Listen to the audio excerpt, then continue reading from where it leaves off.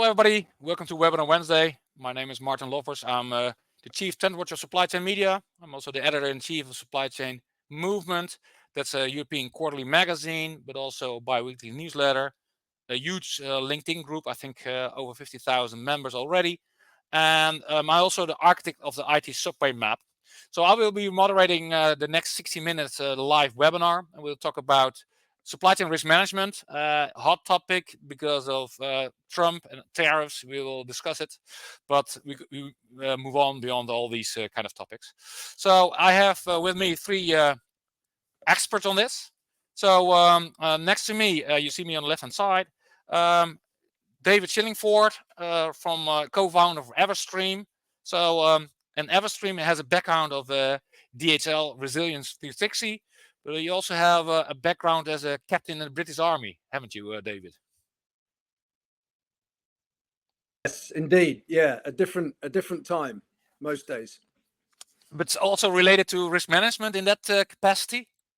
Sure. Yeah. A ton of overlap. The principles are exactly the same, even if the execution's a little different at the end of the day. I can imagine. And next to David, we have Jonas Artmeier, VP Advisory at Prewave. Prewave founded in 2017 in Vienna. Becoming from a startup, a scale-up, a well-established supply chain software vendor. So Jonas, hi, welcome. Thank you. Hi. Great to be here. And last but not least, Adam Lee, Senior Director Sales of EMEA and APAC of Sphera. And Sphera has a background in the sense that, they acquired Risk Methods, and Risk Methods coming from Munich, specialist in the supply chain risk management. Adam, welcome. Yeah, thank you very much. Glad to be here. Thank you. All right. A few things before we start out. This webinar will be recorded and will be made available on YouTube within 48 hours. Also, the PDF will be made available. Very interesting stuff from the three parties involved. So the audience is on mute, but you can interact with us. So you see on the right-hand side the chat functionality. Well, everybody can see that and can respond to that. But I won't check the chat functionality. One down below, you see the small text bubbles of Q&A. If you want to ask a question to one of us, please use the Q&A functionality. And if the questions are in line of the conversation I will be having, I will ask these questions immediately. If not, then we have some extra opportunity right after the whole hour. So the four of us will sit down in a virtual lounge. Each of us has its own table, so you can go to us up directly and sit down with one of us if you have more questions to one of us. All right. So at this moment, I will put off my camera, so you have a larger view and you can enlarge your screen. So I would recommend the other three experts, Adam and David and Jonas, also to do the same. So you can enlarge your screen, and then you have a better view of interesting presentation and the facts. All right. Like I mentioned, I'm architect of the IT subway map, and probably you have seen this before. There's an interactive version also available online. So basically, this is an overview of all the major players in the supply chain software field, from ERP, WMS, TMS, and also supply chain risk management. So you see them here. You see Prewave will be new on this map as of this year.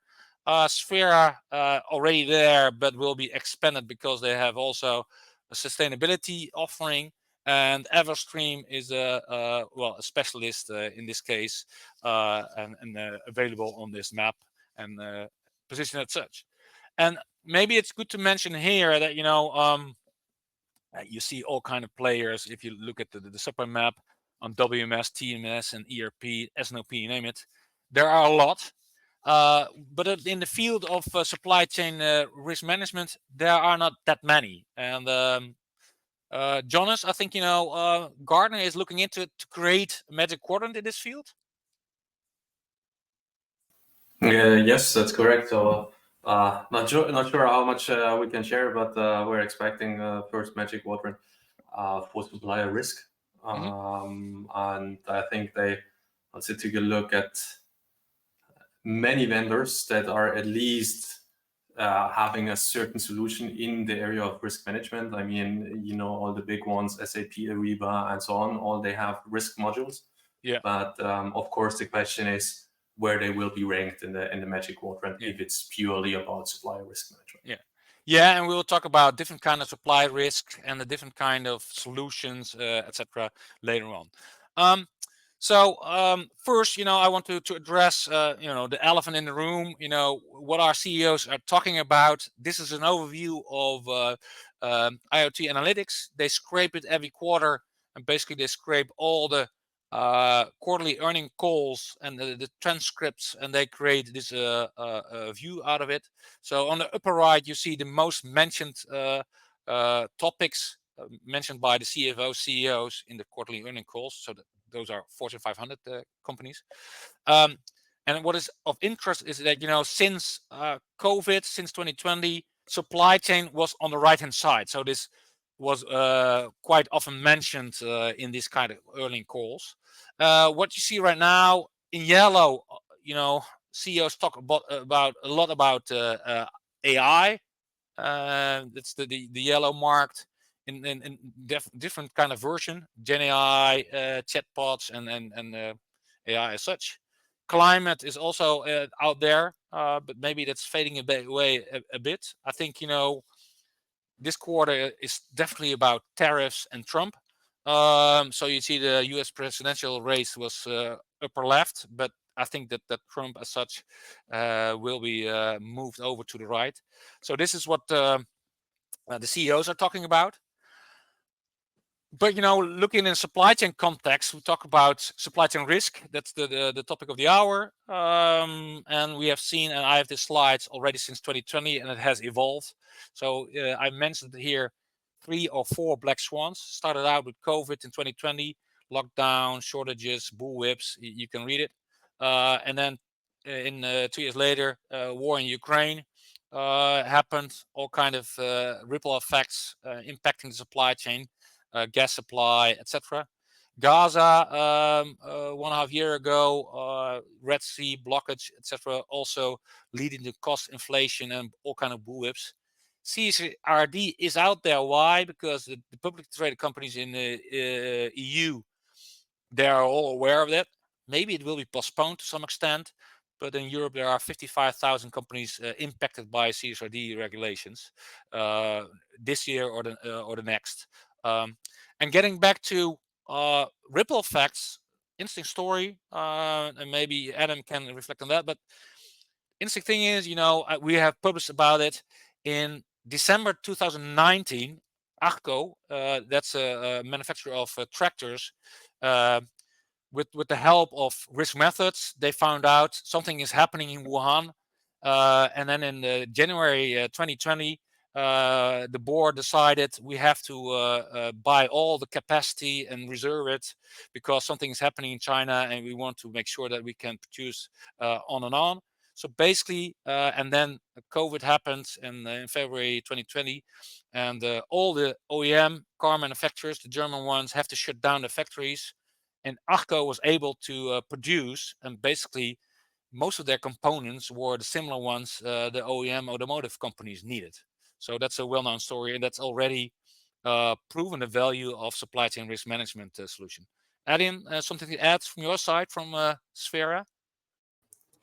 Yeah, so obviously, proactive and preventative risk management is something that our customers see with our solution, and customers should expect to see when implementing any robust SCRM solution. Having a look at some of these events that have happened in the last couple of years on this particular slide, the early warning signs were there. So if you have a look at the Russia-Ukraine war, well, in February, that's when the first explosion was reported. But actually, when you look back in October, the previous year in 2021, the Ukraine was calling on the US and Germany to impose sanctions on Russia, after Kiev loses gas imports, and essentially, the Ukraine accusing Gazprom, which is a state-owned company, of using energy as a weapon. So these are the type of, early warning signals that we and a risk management solution should give to customers to allow them to preventatively actually, mitigate risk before something actually happens. Okay, thanks. And last year we did a survey together with FSO management consultants among 81 senior supply chain executives in Europe, and we asked them, what are your main goals to transform your supply chain, to improve it, actually. And as you can see, resilience, cost effectiveness, and new business models are the top three. And the number one is increased resilience and agility. And David, maybe you can reflect on this. Yeah, I think building on what Adam was talking about in terms of what you can do before an event actually happens or hits you, it can be helpful to break out resilience into its component parts. And agility is such a big component part of that it's worth talking about it separately. And it plays very much into the debate we get involved in at the C level, where a chief supply chain officer isn't just trying to reduce risk. He or she is trying to find the right balance between investments in mitigation or in other types of network resilience, but at the same time, they can't do that everywhere. So agility is increasingly important in a company's ability to say, okay, I can't do anything about it now, but if it happens, here is my plan. Here's who's going to do what. And early notification and accurate, trusted notification is a critical component of agility. Yeah. And looking at this slide, looking at the illustration on the left, this is an artist painting the supply chain network, and it's inspired by the work of Professor David Shillingford of MIT, who has created a framework already almost 15 or 13 years ago, with the time to recover and time to respond, that kind of stuff. So basically, in 2011, you had the Fukushima earthquake, and basically there was a tier 2 manufacturer of what we call golden screws right now, is because all the major automotive car manufacturers were ordering from this tier 2 supplier, and basically they were quite common screws, but they were specifically made for automotive. But lo and behold, this manufacturer was located near Fukushima, and they had to shut down. And basically, they were not aware that all these automotive manufacturers were unable to produce and had to shut down. So basically, and then later on, you have to have dual sourcing, etc., especially from this quite common kind of components, but you have to need this kind of screws. And basically, supply chain risk management is looking beyond your tier 1 upstream, but also downstream. All right. And what we see right now, and because the world is getting more and more complex, I mentioned that 2 years ago, Gartner and McKinsey started writing about ecosystems. McKinsey started about business ecosystem, and then later on Gartner about supply chain ecosystem. But I couldn't find any useful pictures or illustrations, so I created this one myself. So basically, you have to have an overview of how your ecosystem looks like, and this one is about household products. And you have to visualize all the stakeholders, not only who are producing or making or moving stuff, but also government, NGOs, investors, etc., and different kind of flows, to get a better understanding internally. What are we discussing?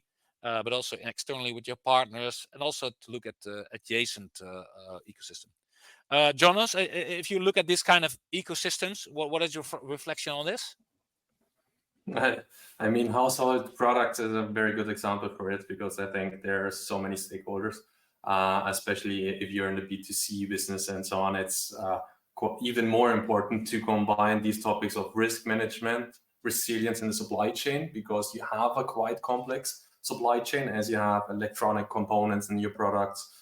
You have raw materials, critical raw materials in your product. So you really have to understand your supply chain. And on the other hand, you have high pressure from your customers to be a sustainable brand, to be compliant with everything that's happening in the market.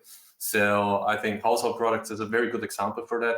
That it's not one direction if you talk about supply chain resilience. No, thanks. All right, David. Being a co-founder of Everstream Analytics, maybe you can tell a bit more about your company, and then we also talk about your service you have been doing recently. Yeah, sure. Should I do this with video on or video off? Take it all off, because people want to enlarge the screen, so they have probably blocked you away anyway. All right, fair enough. Yeah, well, I'm as you say, as a co-founder of Everstream, I could spend hours talking about the amazing story, but don't worry, I won't.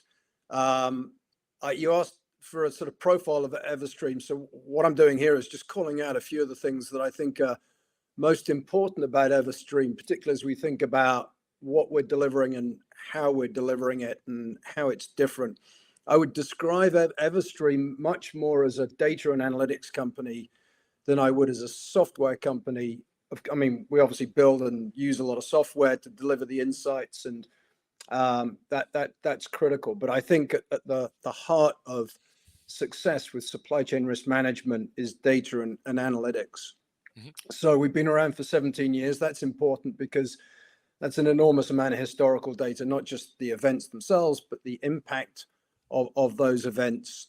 And that experience, 17 years of listening to clients who are saying, what about this use case? What about this data source? What about this emerging risk? Is something that just it builds on itself over time. So that's, I think that's an important point. We're very much a global company. We think that's important in terms of even smaller clients have global supply chains. And that's not just in terms of data coverage. We got employees all over the globe covering both locally and in speaking the languages, important data sources that are otherwise hard to access. And when I say we're a data company, I mean, it's an overused term, but arguably we're a big data company. Hundreds of billions of data points being analyzed a day. I'll come back to talking about the ecosystem a bit more in the last slide, but we think that's a critical component of not just delivering insights, but making those insights actionable. And I guess the last thing I'd say about this is, it's great to be used by nearly half the top 25 supply chains according to Gartner.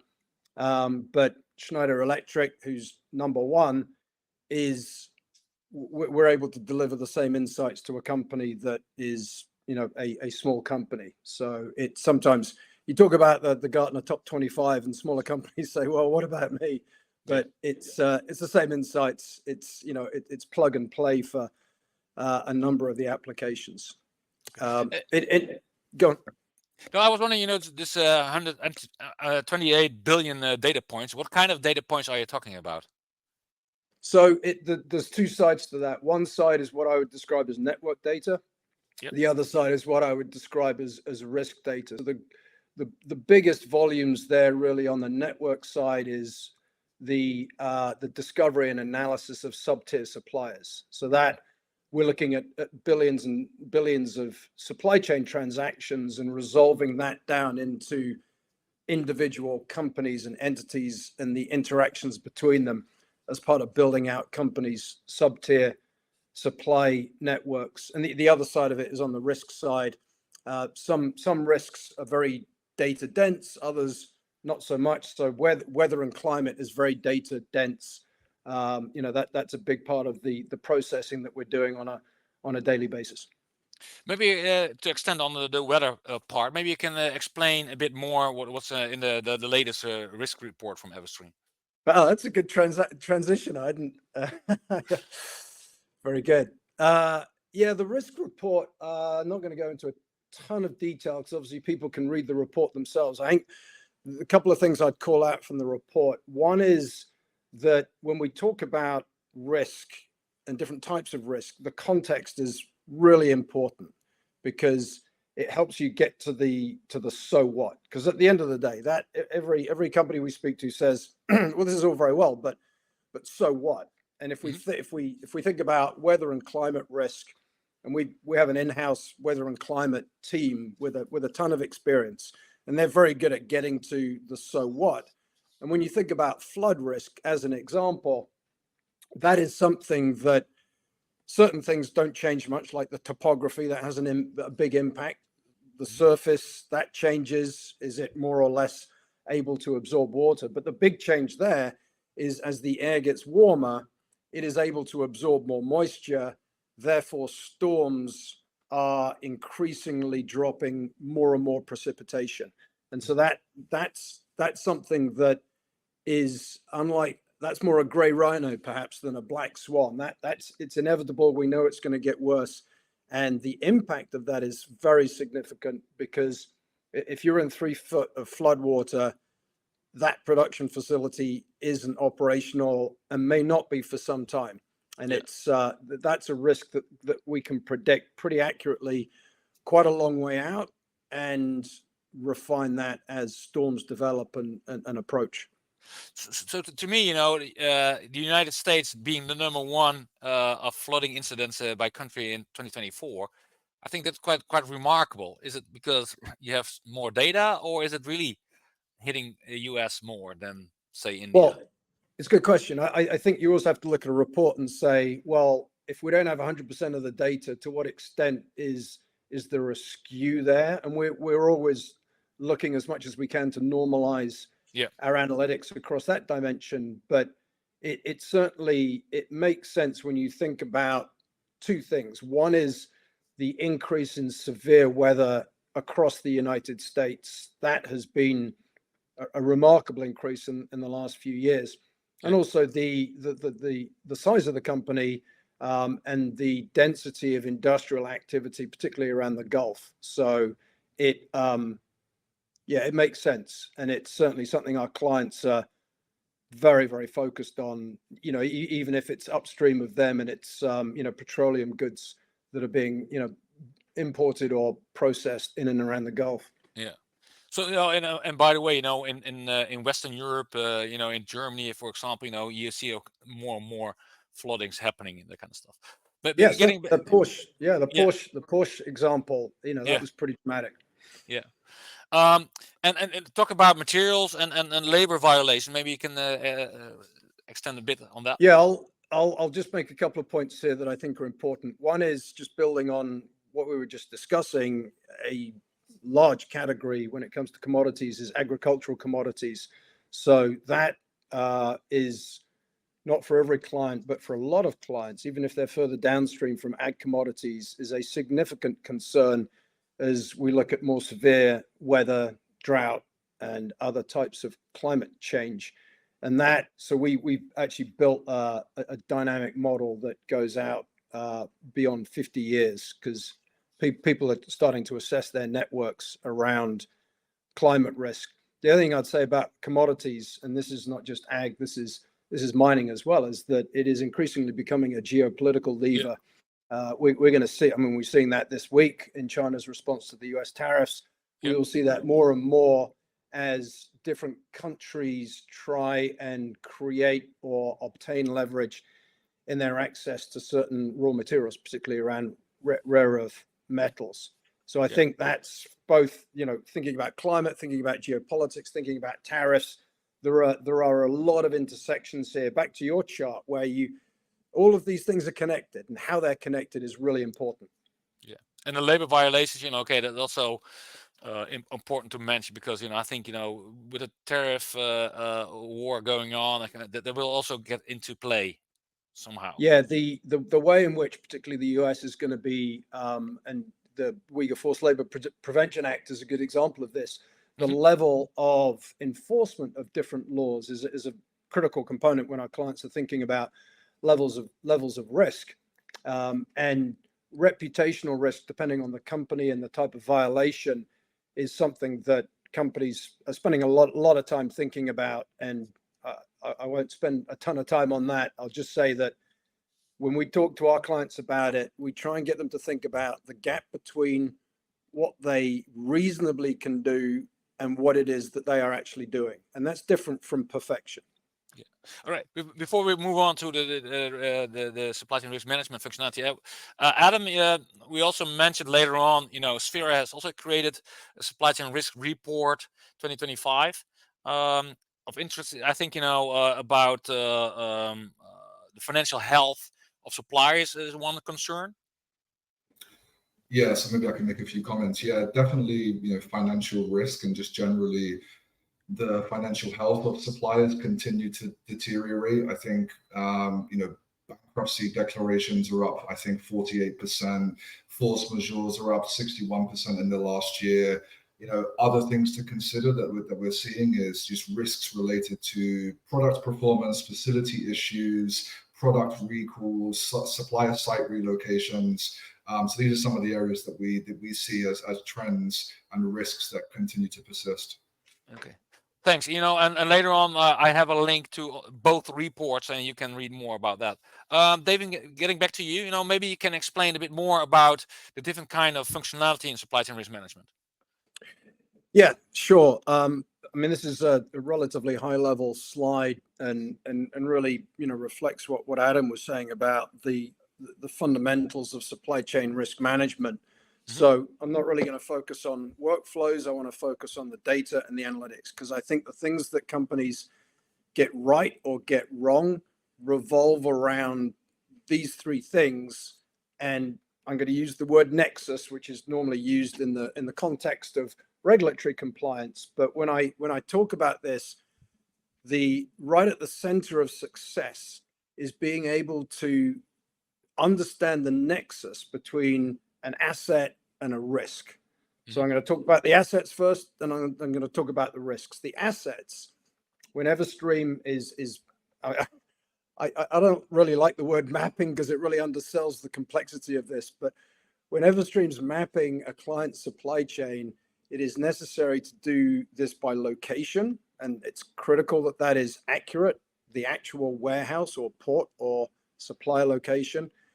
We need to know who owns that warehouse and where that goes in terms of their parent ownership. It is important also to understand material flows from essentially raw materials all the way through to final delivery. I cannot tell you how tough that is to do. We're also looking at the logistics network, and that is absolutely critical in terms of overall supply chain risk as opposed to supplier risk management, to understand the network, the lanes, and to be able to actually score shipment risk predictably. And that's critical because then you've got really granular data that can be pulled into the mapping of suppliers and sub-tier suppliers.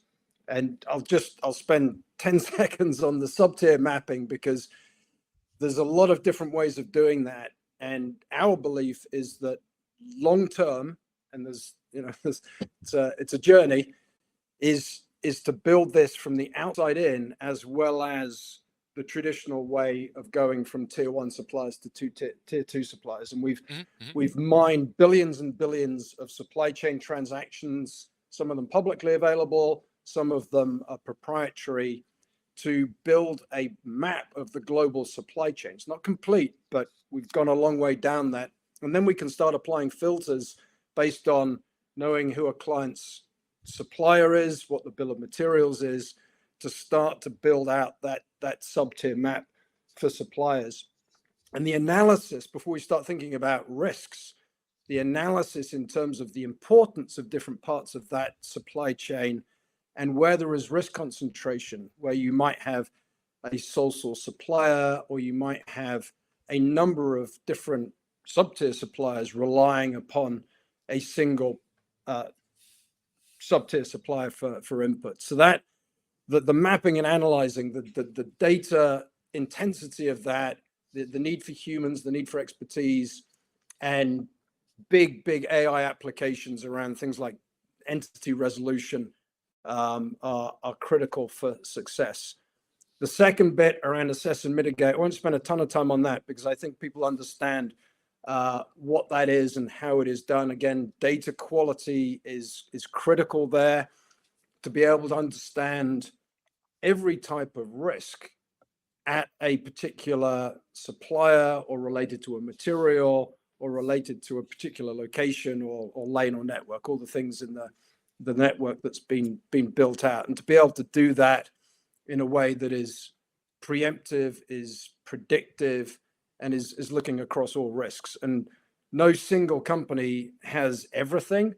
So our strategy is to be very, very good at the things that we own. Climate analytics would be a good example of that. And then to find the best partners for other risks that might be maybe more horizontal, where our clients are looking that across their entire enterprise, like corporate financial risk or something like that. And they often have data partners that we integrate with for that. And then the last bit, monitor and react. This comes back to nexus and accuracy, is to have really, really good trusted data that is feeding into this event monitoring. And with the DHL lineage that you mentioned earlier on, we have a massive advantage because that is essentially boots on the ground in every country, every industrial location in the world. So we actually know what is going on the ground, not just what is being reported in the media. That's a really, really important part of that. And then with good data, you then need to be able to make that relevant to the client, not just the client, but the user within the client. And so the way in which the software enables that by being able to filter things out and put more priority on certain things all the way down to a single user is critical in getting to the nirvana, which is tell me everything I need to know, but don't tell me the stuff I don't need to know. Turn down the noise, turn up the relevance. And that is it's a very hard thing to do. And we spend a lot of time on that. So I think, unless you have questions, we can go to the last one. No, I have a question, but that's also related to your next slide. But a question from the audience that how do you identify beyond tier 1? Because that's a hassle for a lot of companies. But I can imagine that you already know who's delivering to who. So how do you identify beyond tier 1, the suppliers? Yeah, so that's what I was talking about with the big data approach to mining billions and billions of supply chain transactions that, like a shipment record, for example, will tell you who is trading what with who and where they are. Yeah. And to take billions of those, resolve that down into individual entities. And that is, that's a massive challenge that would be impossible without AI and graph technology. And then to take those relationships and relate them back to our clients tier 1 suppliers, and the bill of materials. And if anyone tells you that's easy or that it's done, then they're wrong. But we've made a massive amount of progress, and that's got to be complemented with human involvement to say, well, that's wrong. So we fix that, and then the graph up and downstream is improved.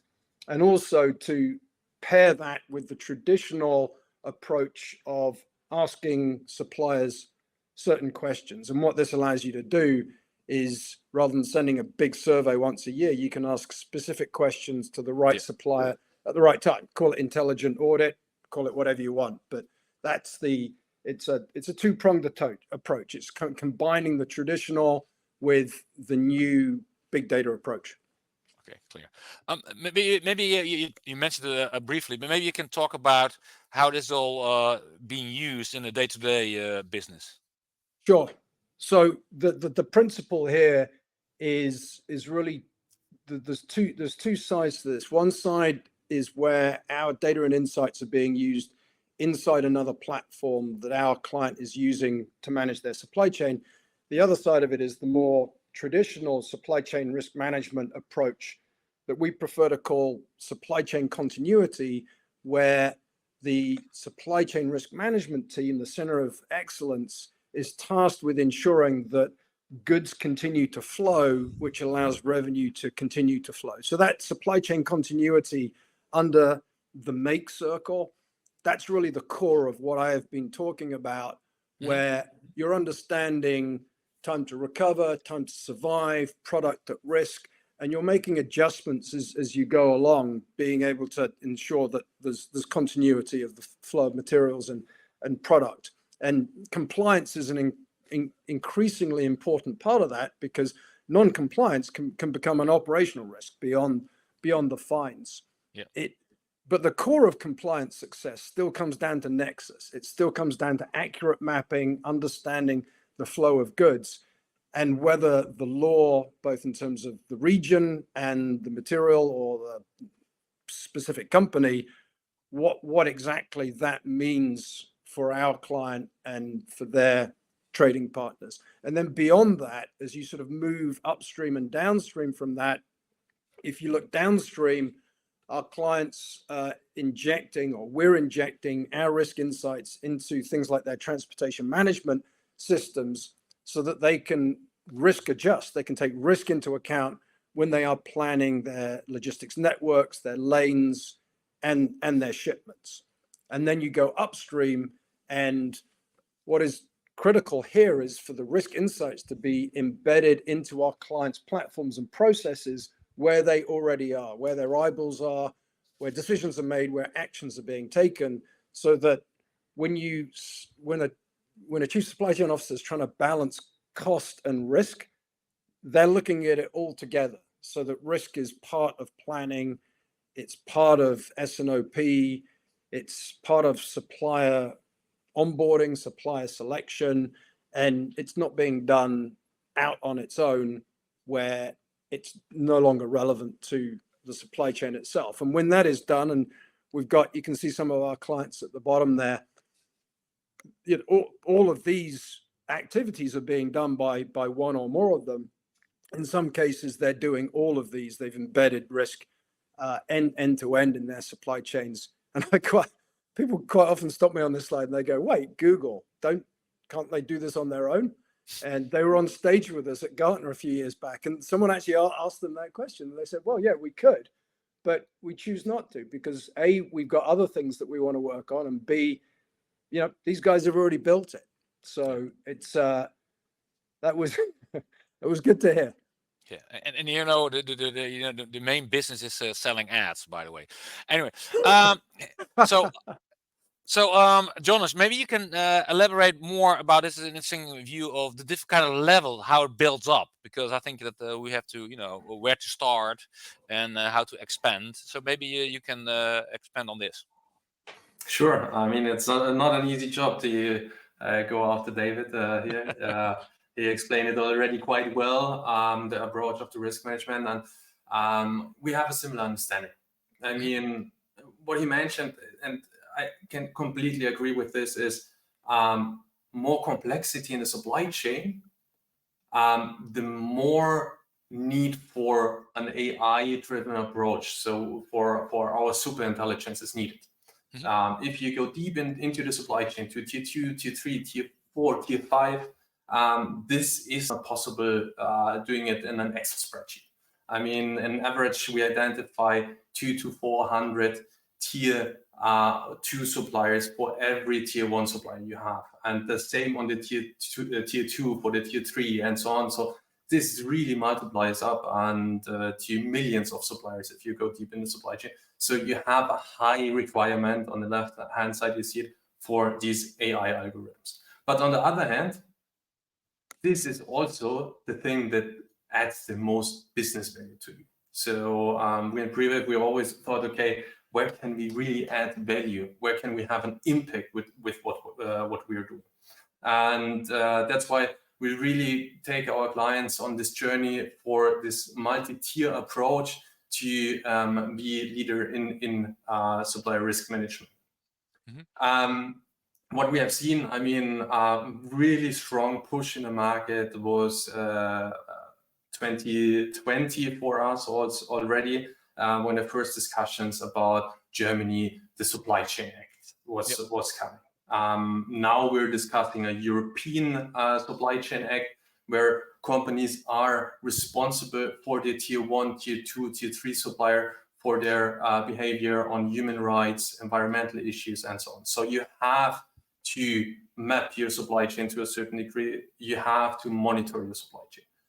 The same also for the US. The UFLPA is already existing. So you have to make sure there's your supply chain, or you don't have a supplier in a certain area in China where forced labor is used. So these are the things where we say, okay, this is everybody have to do.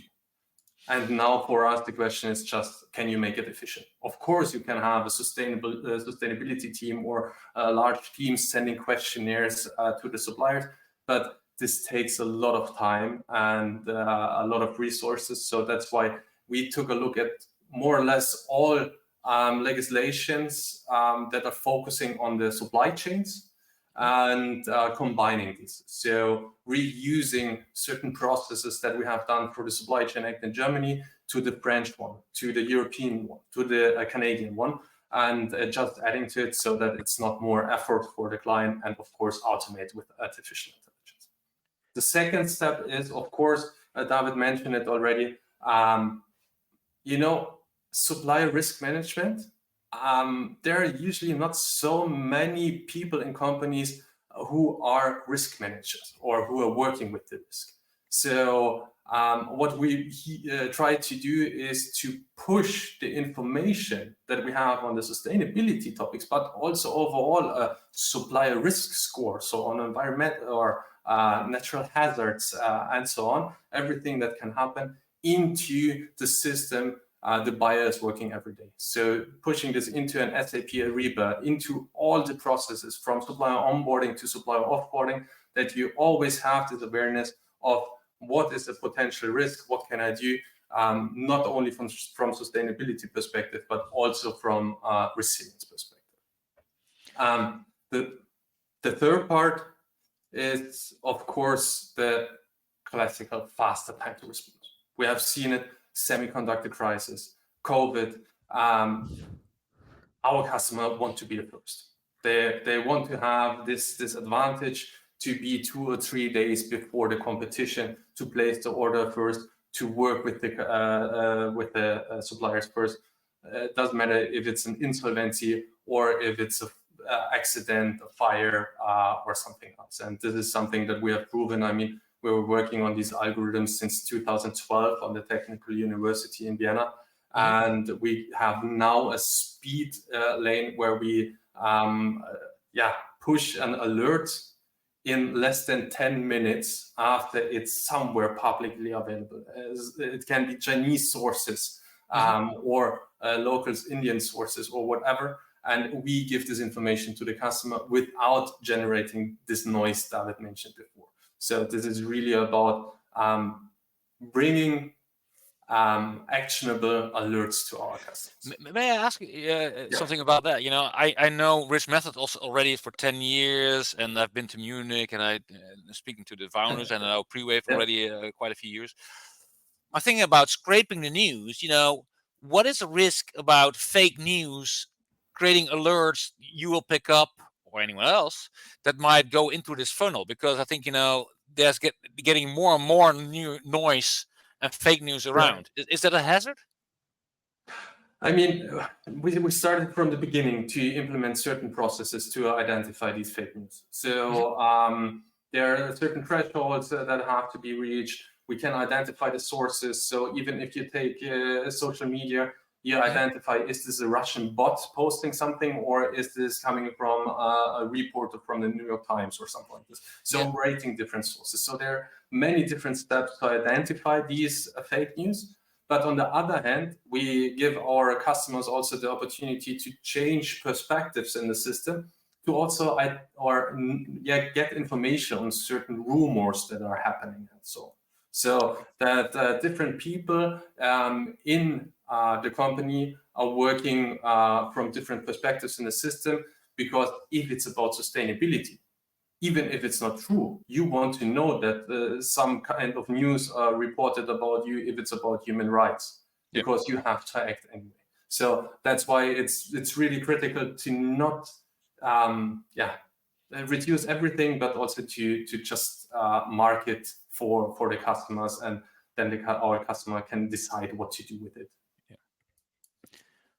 All these alerts, and we have done this now also for multiple years, and not only the real-time alerts, also the historical events. So if you have a new supplier, see what happened at the supplier in the past 10 years, to immediately know what's happening.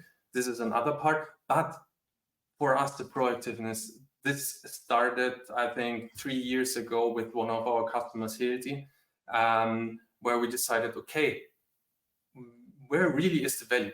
And 3 years ago, on every procurement event I have attended, it was always about how does procurement get a seat at the table? Mm-hmm. And this was also the question we asked us. And then the clear answer is, like always, revenue. So it's not about, okay, how risky is the supply? It's always about how much of my revenue can I lose if I'm not acting? So that's why we also implemented this proactive approach. So a model to really go on the bill of material to identify which supplier has how much impact on my revenue. So if I lose the supplier, how much revenue would I lose? And we identified really, really interesting stuff there, where you have maybe really little spent on one supplier, but this supplier have a huge impact on your revenue. So you can also calculate, where do I add additional insurance? Where do I add a safety stock? And so on. So this enabled the previous customers and the procurement team to really go to the CFO and to the CEO and tell them, okay, if I take this action, if I take this measurement, I can reduce a potential revenue loss by millions. So it was not this discussion about, okay, what does it bring at the end of the day? And this helped us a lot in the discussion to really push the risk management to the next level. And yeah, then I say this multi-tier risk approach, this is really key, especially if we talk about the European legislations that are upcoming, but also if we take now a look at the Trump tariffs or what is happening all over the world. And I have seen it somewhere in the comments that it's all about also this scenario planning. So it's not only about knowing where is my supply chain. So that's the first step that we also do. Identify the tier 1, tier 2, tier 3, tier 4, tier 5 supplier, and then also adding the commodity and product trees. So identify which of the tier 3 suppliers is really relevant for my product, for my commodity, what I'm buying. And this is really relevant to filter it down. It's not about who can find the most connections. It's about who can find the most relevant connections. And then for us, it's about, we call it the exposure analysis. It's about mapping your supply chain against certain scenarios. So we started after the war from Russia against Ukraine. We started and offered our customers immediately on the same day the exposure analysis, identify where are your tier 1, tier 2, tier 3 supplier in Ukraine, or importing anything from Russia that they could act immediately. The same we're doing now also for the Trump tariffs. So our clients know who of my tier 1 or tier 2 or tier 3 suppliers are importing massively from Mexico, Canada, or China, or the other way around, who are in one of these 3 countries and exporting massively to the US, because these are the suppliers with a high risk at the moment. And these are the suppliers they should know about, where they should take the actions. Maybe, to wrap up your part, maybe you can mention a bit, about your customers and the different kind of industries you're servicing. Yeah, so we started mainly in the automotive industry. We had the luck that Volkswagen and BMW have been our early movers and first clients. And that's also quite beneficial because the automotive supply chain is quite complex with semiconductors and everything. And they really invested in this transparency. But of course, all the models that we put in place, it should be industry agnostic. So we see strong growth in the energy sector, in the chemicals, the processes are the same. For some industries, it's easier because they don't have to go to tier 5, tier 6. If you're in the steel industry, you're at tier 3 already at the mine. And if you're in the semiconductor industry, you have to go to tier 8 to really go to the beginning of the supply chain. So that's what we see. But overall, we see a tool like Prewave or supplier risk management overall is needed for every industry. Yeah, right. All right. Adam, maybe you can talk a bit more about Sphera and also your supply chain risk management solution. Thank you. So just to check, how long have I got, Martin? 6 minutes, right? Yes, 8. Okay. I'll do my best to do record timing today. So I'll try and save some time. Just introducing the company quickly. Sphera is a leading global provider of integrated sustainability, risk and performance management software, data consulting, and professional services with a heavy focus on supply chain transparency, environment, health, safety and sustainability, product stewardship, and operational risk management. Next slide, please, Martin. Yeah. So just a quick introduction of Sphera SCRM for those not familiar. Martin's mentioned a couple of times already today.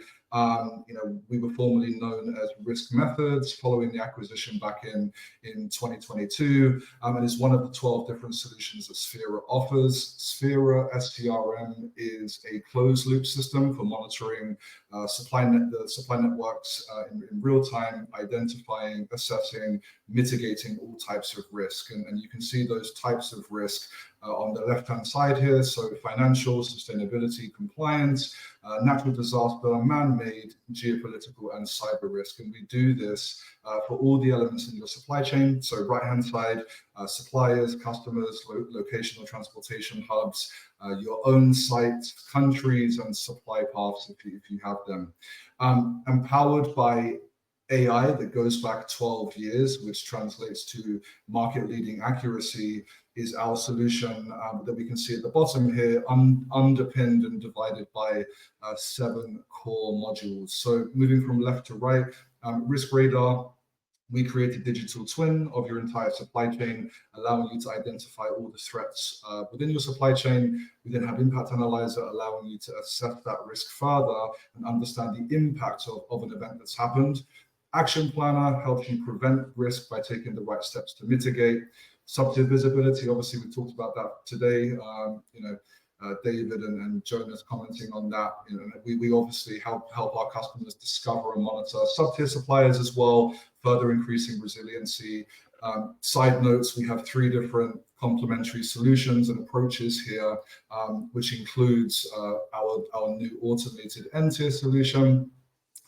Compliance incident management, so basically monitoring incident data in relation to compliance for ongoing and closed mitigations, for legislation reporting. SCS assessments, obviously, capturing data from suppliers in the form of assessments, really important for risk management. This is also connected to the scorecard, enriching the evaluation of risk scores. And finally, commodity risk tracker, enabling our customers to monitor their most crucial commodities. Next slide, Martin, if you haven't got any questions, or feel free to jump in with the question. Yep. No, go ahead. Perfect. So snapshot of our customers, again, trying to save some time here. Mixed industries, global to regional, SMB to enterprise, mature to not so mature. We help our customers anticipate and prevent risk proactively, protecting their revenue, reputation, and market share. And next slide, Martin, I think the final slide. Doing pretty good for timing. And yeah, this is an interesting slide. In my experience, I see companies struggling to portray the broader value and calculate the ROI of the investment to senior management. Here we see an actual ROI and case study from one of our customers, a tier 1 automotive supplier. They decided to invest in an SCRM solution after being single sourced for rubber in Italy. When their supply was hit unexpectedly, they had to switch supply last minute to Japan, which increased emergency air freight, which was necessary to produce their products on time. Just an incredible amount of revenue lost in that situation. So they approached us. They calculated the ROI of implementing our solution. And you can see the 5 core areas of ROI that they calculated in orange here. So obviously efficiency gains, cost avoidance, savings, top line protection, and shareholder value. You can see each subcategory that kind of feeds into each area here. I'm not going to pull them all out, but on the right hand side, as you can see, that these are the outcomes that our customers saw by implementing our solution.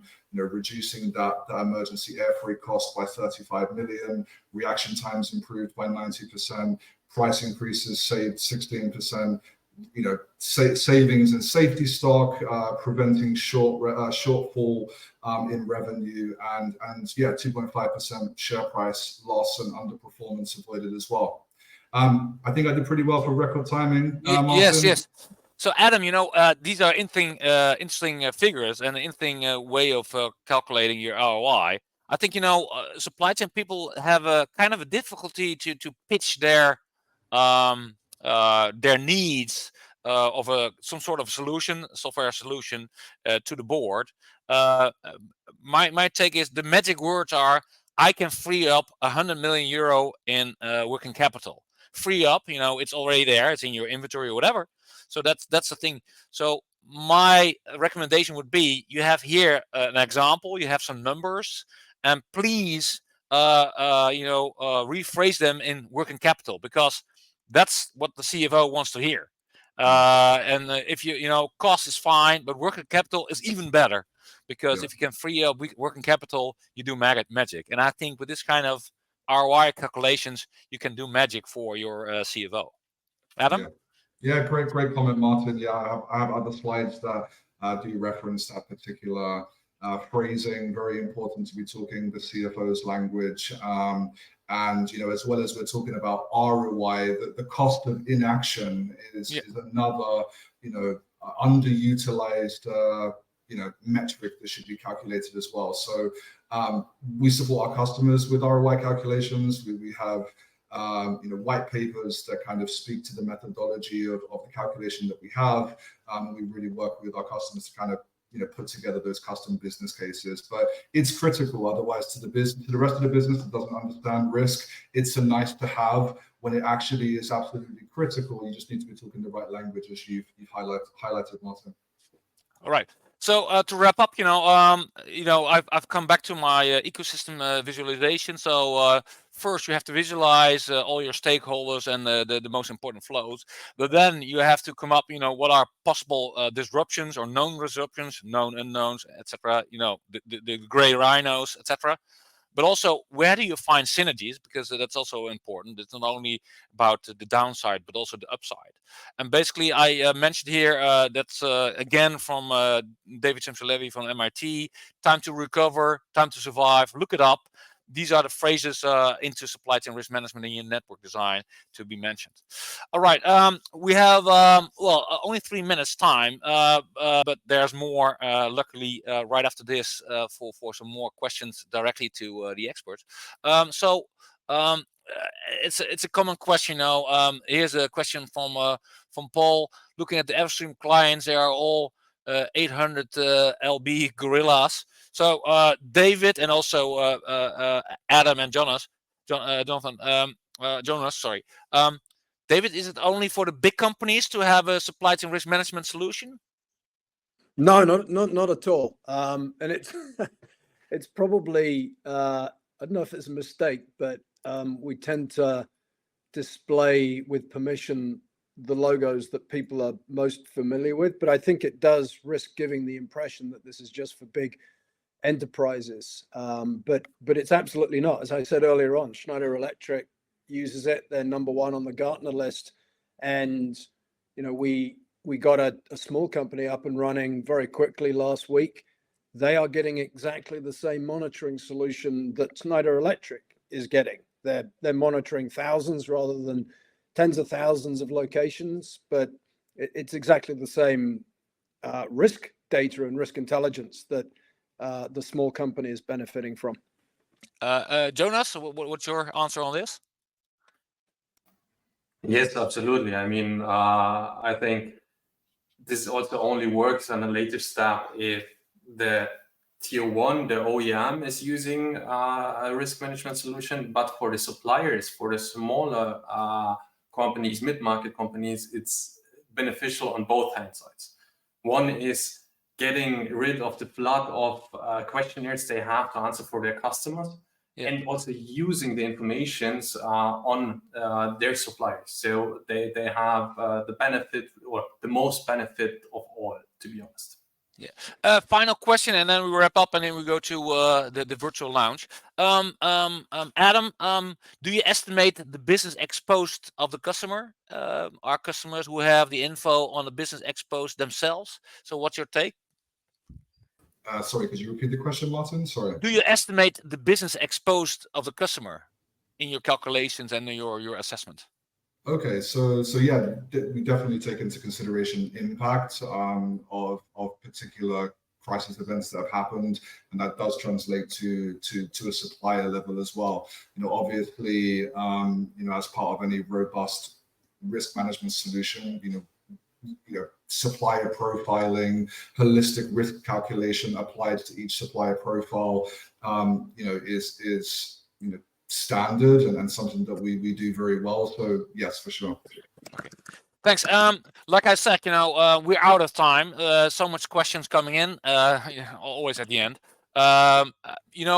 We have an extra 30 minutes right after this. So, if you want to have these questions answered, do sit down with each of us. So it's quite interesting to see, that you can sit down with the four of us individually. So like I said, there's more information. There's the IT supplement on the left. There's also the reports by Everstream, an interesting case study of Kerge from Prewave, and the mentioned Sphera Supply Chain Risk Report 2025. So you can find all this here. And I think, there's a lot to read more, and also the examples to get this calculation for yourself internally. I would like to thank the audience for listening in. So thank you, and thank you for all the questions. I hope you will join in the virtual lounge if you have the time, and you can speak to us individually. And to wrap up, I'd like to thank David, Jonas, and Adam. Thank you for joining. Thanks for having us, Martin. Yeah, thank you, Martin. Okay, right. And it's good to have this kind of conversation about a very interesting and important topic about supply chain risk management, because there's all kind of software around, but supply chain risk management software is definitely nowadays worthwhile to look into. Thanks for now, and I hope to see you either in the virtual lounge right after this, or maybe another Wednesday in the next weeks. Thanks for now, and bye-bye.